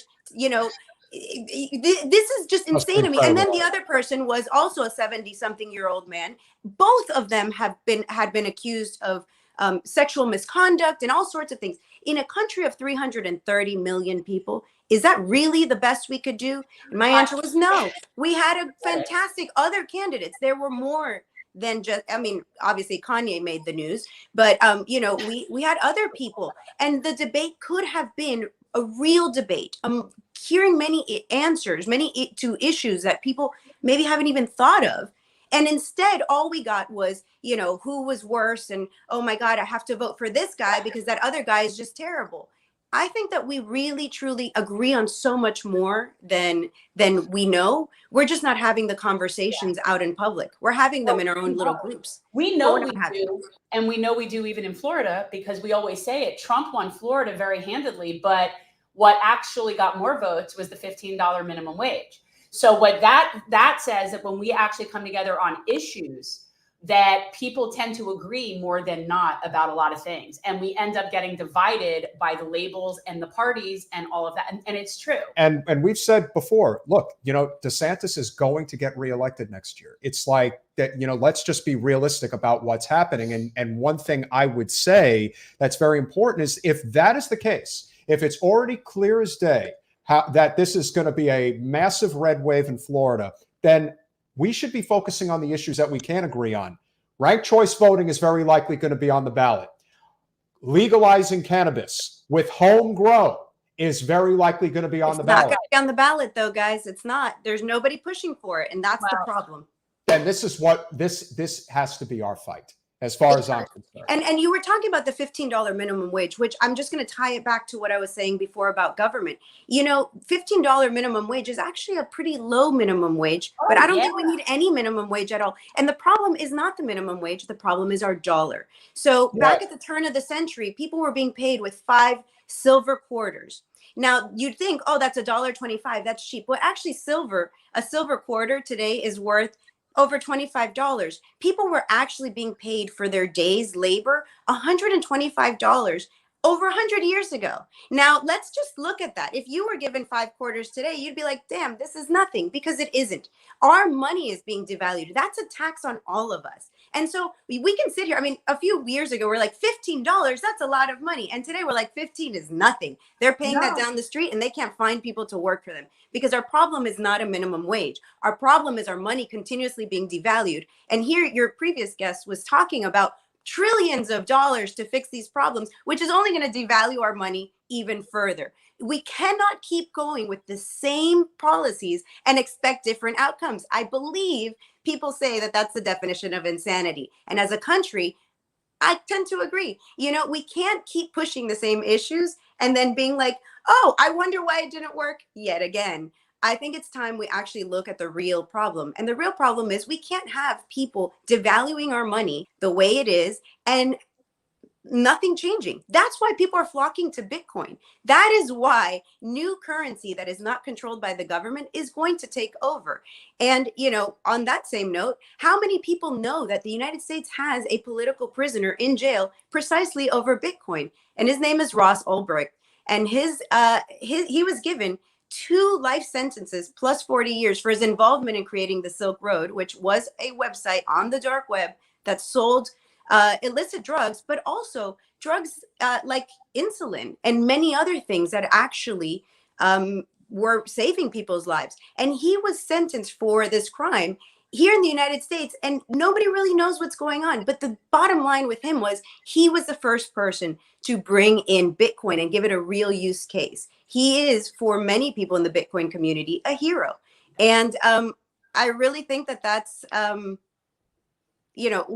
bigger issue than us constantly just fighting with each other on how much money we can get passed in this bill or that bill, because at the end of the day, it doesn't change anything. I think that the one point that you're making where I think there's an agreement and a disagreement is that, yes, we are overspending, but the reason that it's a problem is because the money is not going where it needs to go. It always ends up being a massive upward transfer of wealth. It never gets to the places that it needs to get to. And so that, doing it again is not going to fix it. And again, here's the thing. You had a bill, and one of the reasons why I've always been such a big supporter of Bernie Sanders is because he is an honest man, one of the very few that is in this racket we call politics. And the primary issue that he was fighting for in this Build Back Better bill was to expand Medicare to cover dental, vision, and hearing. And by the time the corporate bureaucracy got its teeth into this thing, they completely gutted it and took out things that would actually help people. And if you're going to be spending all this money, it's like you look at the pork and listen, both sides suck at this, but it's like when every single bill comes out and Nancy Pelosi has this pet project of hundreds of millions of dollars that she just throws at things that she knows is all set up for political favors. It's like, yeah, this is the stuff that people are talking about that everyone agrees with has to die. Like, this is the stuff that no one would agree to if the people always had the say. And I'll leave with this thought. Thomas Jefferson said, when the people fear the government, there is tyranny. When the government fears the people, there is liberty. I don't think there has ever been a time where that is more true. If we want healthcare, if we want an environment, if we want to end the wars, if we want to stop, doing what we're doing on the path that we're on, there needs to be millions of people in the streets. And right now, our citizenry is not active the way that they need to be. And that, I hope, is something that is going to change. And the more we have these conversations, the more I think they are going to change. One book I am going to recommend to you, and Lauren Steiner is here in the comment section. If you haven't read The Deficit Myth by Stephanie Kelton, I highly recommend that you do. I've read it. And I'm sorry again, I just am having a hard time agreeing with this because, I hear you saying that you have a hard time with what politicians are doing, but then there's no other side to that. I don't see where we're saying, hey, this is wrong, and they're continuously pushing it. Let's push back. I don't agree with 40%, upwards of 40% of our money being taken from us by force to fund these things that don't even make it to people, as you said. So instead of continuously doing that, what's the solution? How do we go back? And The Deficit Myth is a book that will obviously agree with this. It's Keynesian economics at its finest. There's no time in history where Keynesian economics has actually worked. And that's the position we are in. Why are we not looking at Austrian economics and things that have actually worked, the things that built this country and made it be what it was, what we could potentially be? And I don't mean that in America was ever this amazing, but we've always had issues. But the issues we're facing now are way bigger than the ones, and are going to continue to be a problem. At what point is it enough? At what point of taxation are we there yet? Is it a good enough tax number? the people that need to be taxed and stop taxing the people that don't? Who needs to be taxed? I mean, people that are skirting their taxes by controlling our Congress and creating policies so that they can keep getting richer for doing no more work. But again, that's exactly my point. You're putting the onus on these rich business people instead of the government that is taking their money to enact the policies that they want. If you're elected to an office, and again, as somebody running for office, this is very near and dear to my heart. I am asking people to vote for me because I will do what's best for them. And then you're excusing that behavior by saying, hey, you know what? These rich people are paying to get this done, I mean, it's their fault. When are we going to sit around and say, you know what? No, you asked me for my vote, and I expect you to hold to be accountable to what you do. Yes, all of these politicians are spending money, and it's pork, and it's going into their own pockets. When are we going to call them out and say that's not okay? Well, we do that all the time. But what we're also suggesting is that there is a permanent underclass that's getting bigger and bigger and bigger. And that's happening for people like Jeff Bezos to fly a giant penis rocket into space. And so what we're suggesting is that what? So you don't agree with space exploration is what you're Well, saying. it's not a question of agreeing. No, I don't, but that's neither here nor there. I don't agree that we should be bailing out his failed penis attempt for whatever that amount of money. I agree. We should never be bailing out any corporation. We do story all the time. And what we're suggesting is that we allocate the money to help raise up the least of these so that it benefits all of us. And this is its own money. And also space exploration has given us some of the best technology the world has ever seen. It has improved our lifestyle. So I don't agree with not doing space exploration, but look at SpaceX. Let's look at the difference between what NASA has been able to accomplish and what SpaceX has been able to accomplish. Those $11 billion that Elon Musk just paid to the United States government will last less than 7 months of United States spending. Actually, I think it's even less than that.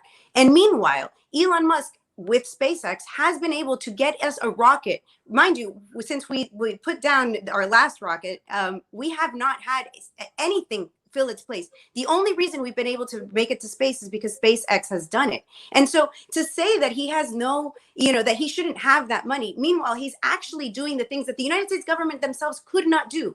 And Boeing has a huge contract that we're paying for. We have welfare for the rich, and we have, everyone for themselves for the poor. Do you believe? And let's leave on this point, Martha. I think this is important. I think, and again, it's important to have this conversation because this is where progressives and libertarians disagree.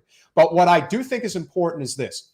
Even if you do not agree with taxation, and the most hard right libertarians believe that taxation period is theft. There is no getting around that point. However, the idea that we have such massive government subsidies that are given to these massive corporations, or even somebody like Elon, who has taken plenty, if we are to agree that that has to be taken out of the equation, that the banks that failed this country during the housing crisis, that got these massive government bailouts, should have been allowed to fail, because that is what a true free market actually is. Absolutely. Is you screw us, we're going to screw you 10 times harder because you are in positions of power and you deliberately do what you do. Now the people are going to speak up, and the people are going to say, no, you effed up, you're finished, and that's it. Absolutely. And that is the part of the free market that I think more people need to be in agreement on. Agreed 100%. Listen, there's no reason why we taxpayers should be funding any business.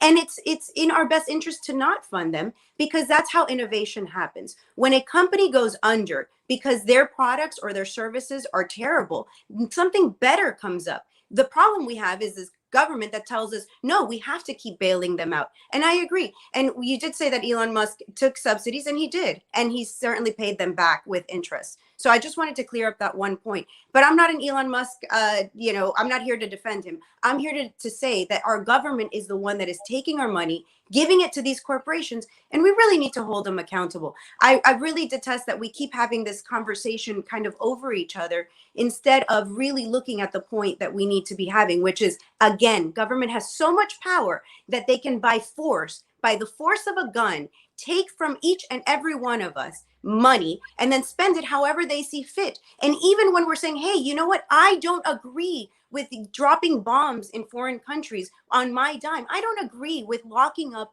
family members for their use of a plant or for use of any drug, to be honest, because using drugs is bad enough on your own body, but you're an adult, you make your own decisions.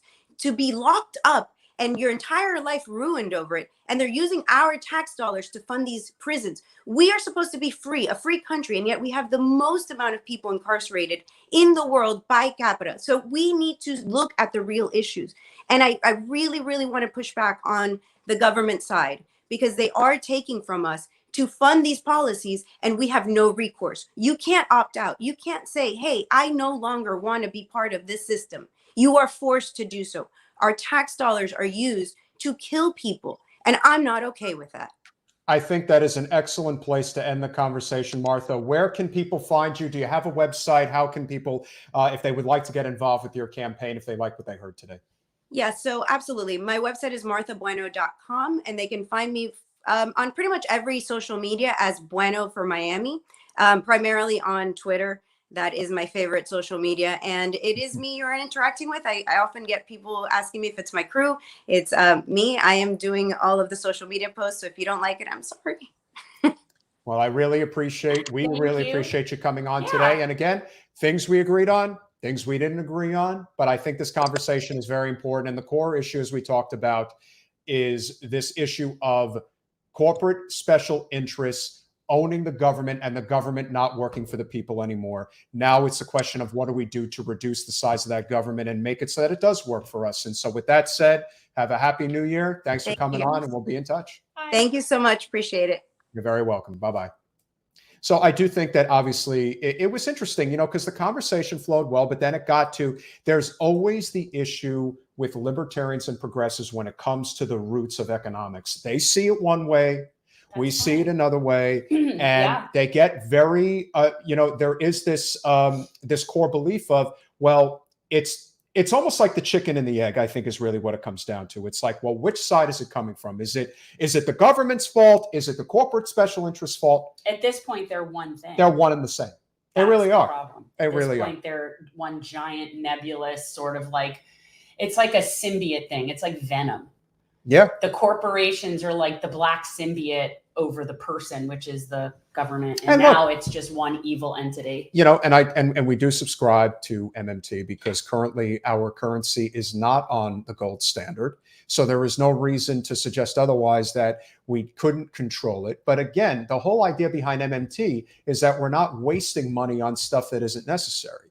This is a big problem that we deal with today, is that we have a government that just wastes and wastes because both parties are bought by corporate special interests. They're profiting very highly. Yeah. I mean, it's extremely profitable. And this is one thing that, again, libertarians and progressives also agree on, is this idea of you are a powerful corporation and you screwed the people and now you're going to get a government subsidy to save your ass. No, that don't work, and it never should, and it never should again. And I think that that's where we can find common ground. We have one last thing to do today before we go. This has been a great conversation, but of course we do have news and amuse. No, it's focused on Florida. We really do. Well, it is. Oh yeah, that's right. It is. Well, it's that of Florida. So we are focusing on Florida, as we always do on Sunday, which will now be Monday. So the following Monday will be our first. Yes, we will. I'm going to blame Jordan for that. Yeah, it's Jordan's fault. That's always just blame Jordan. Damn Jordan. And he's on vacation, so he wouldn't know right now. And so we obviously saw what happened the other day with our president, and he unfortunately was the subject of a troll.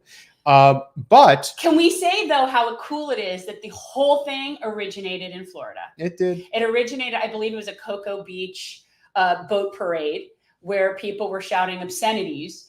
And apparently that has now turned into the Let's Go Brandon fight song. Yeah. And yeah, only in Florida.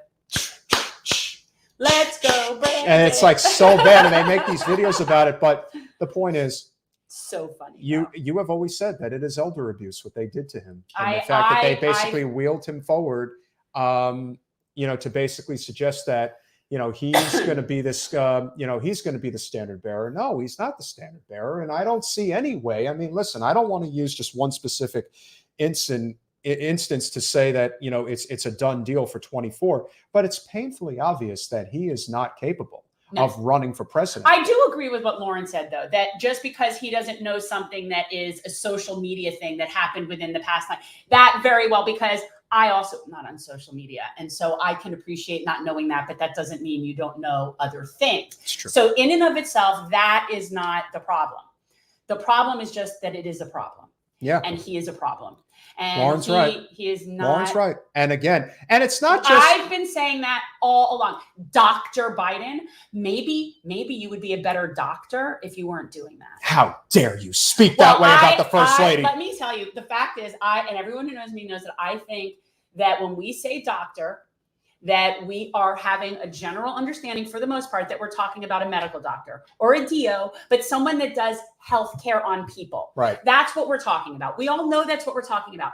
I also have a doctorate degree, but no, I don't want to be called doctor. I think it's pretentious. And I think that it really indicates that somehow you really think of yourself as all that in a bag of chips. And this is a big problem with upper class liberals. And you're overeducated. They are obsessed with it. They are obsessed with titles. It's true. It's like something that it's elitist. It is. And I think that they don't realize that actually hurts them. Oh, it does. It turns it's so disgusting. This is what I try to tell people, that they're still not getting. Democrats are so much worse at this than Republicans are, because Republicans actually know how to get independent voters. Democrats still have this illusion of that we're better than Republicans, so independents should just vote for us. Right. They have this sort of like holier than thou, does not work that way. No. You have to understand that when you have, like, most people in this country do not have a college degree. And you want to put this out there that not only do I have a college degree, I've got 3 college degrees. I've got a master's and an MBA. How do you like that ish? We haven't cursed on the show today, which I think is good. I have 3 degrees. I have a doctorate degree. I have a master's degree from Northwestern, mind you. But you don't think that you don't like to flash that? No, because it's ridiculous. Let me flash my Northwestern card. The only time I use that is when there's a potential for an alumni connection. And that's different, because we should all do that from wherever you go. But that's neither here nor there. I'm just saying I find it pretentious. I think that when we say doctor, we're all looking for someone who can actually help people physically, which goes back to, in history, I believe, one way to recognize people that were capable of doing so. So is there a doctor in the house? Yeah. If she were to raise her hand, I would be amazed if she could actually do something to help somebody. And again, this is where the rubber meets the road. And I can still remember that when Jen put this out on social media, she got crap for it. They're like, how could you say that about the first? It's like, you guys, you live in such a bubble. You really don't understand how most people, this is like Latinx. It's the same thing. People in general do not agree with this. And you are living in a very secluded bubble, and you got to get out of it, because it's the only way that we're going to save ourselves. It really is sad. But anyway, so Dr. Jill. So there will not be a President Biden in 24. I don't see how that's possible. Just saying. I just don't see how that's possible. So now the non-corporate left needs to figure out. They're not figuring anything out, because there is nobody. I wouldn't say that. Well, there's nobody that's readily apparent. Well, I think there's 2. Yeah, but those people are not necessarily wanting that. That's what we'll have to find out.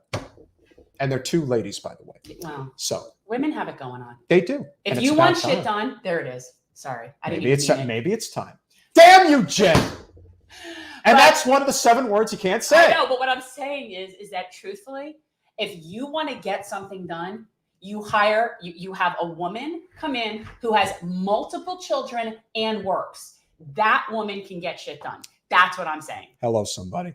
So, and you know what I'm saying. It's true. So with that said, it has been revealed that the Florida Power Company pushing legislation to slow rooftop solar. Jen, could it possibly be Florida Power and Light? Of course it is. So as many of you may know, there are things about the state of Florida that are good, but there are also things that are really bad. And one thing that is horrifically bad about the state of Florida is that we have an energy monopoly, which is owned by NextEra Energy. Debbie Wasserman Schultz, the second biggest donor, mind you. And they own the conglomerate that runs the energy system in Florida, which is Florida Power and Light, FP&L, as most people know it. Let's look at this. So Florida Power and Light delivered bill text to a state lawmaker. Its parent's company sent $10,000 to her campaign coffers. This is how this happens. So the biggest power company in the U.S. is pushing policy changes that would hamstring rooftop solar power in Florida, delivering legislation for a state lawmaker to introduce. And Florida Power and Light, who's worked with dark money political committees, helped secure Republican control of the state Senate, is lobbying to hollow out net metering, a policy that lets Florida homeowners and businesses offset the costs of installing solar panels by selling power back to the company. Yep. Internal emails obtained from the Florida Senate show that an FP&L lobbyist, John Hawley, let's call names if they're there, sent the text of the bill to State Senator Jennifer Bradley's staff on the 18th of October. The parent company contributed $10,000 to her political committee. A month later, she filed the bill that was almost identical to one that FP&L gave her. She said the donation was unrelated to the bill. Of course it was, but Can't make Turkey Day is right. If we talk about solar options on our show for homeowners and how that could help them, I think that could help our audience. I think, you know, we've had a pretty good audience today. And I actually would, yeah, I need to, I could actually have, maybe Stephanie would come on from the league. Yeah, She's why the head not? of the, well, That would be we'll good. see. They get weird about political stuff. So That's we'll fair. see. No, but we can tell them that this is strictly about solar, and talking about that, I think, could be very Oh, important. here, FP&L's parent company, Next Era Energy, said its political committee did not make its contribution to Bradley's campaign with an expectation of favor. That's what they always say. Hey, we just really like them and we want to make sure they win. Well, you know what? FPL spokesman Chris McGrath said the company does not oppose net metering, but that the law should be revised so rooftop solar users are not subsidized by other customers who continue to buy electricity. Yeah, that's why you're concerned. Well, we simply believe rooftop solar customers should pay the full cost of this investment. Yeah, that's what it's about. the Companies more you know. do not pass legislation. Legislators pass legislation. Yeah, they really sure. Do you believe that? They really believe their own BS. I almost cursed, but I'm not going to do it. So hopefully that S will be under the radar. But that, of course, is. So anyway, but I would fighting like to against. point out to anybody watching this that our representative, who is a Democrat, takes money from the exact same company of which we speak that is pushing the Florida Republican legislature to push this legislation. And if you still see a difference between her and that, I don't know. There is no helping that. Yeah, you can lead the horse to water. One thing we must point out before we go, ladies and gentlemen, We have more stories. we want another reason why Ron DeSantis will be reelected governor in 22. Florida is poised to become the first state to import prescription drugs from Canada. Florida is going to be the first state in the union to import prescription drugs from Canada. Isn't that interesting? One Here of you the go. reddest of red states, and it's happening. Helping to push the idea along is the fact that as much as they differ on everything else, both Joe Biden and Ron DeSantis support this. So I think that is kind of telling, which when people say, oh, we're so red and we voted for Trump.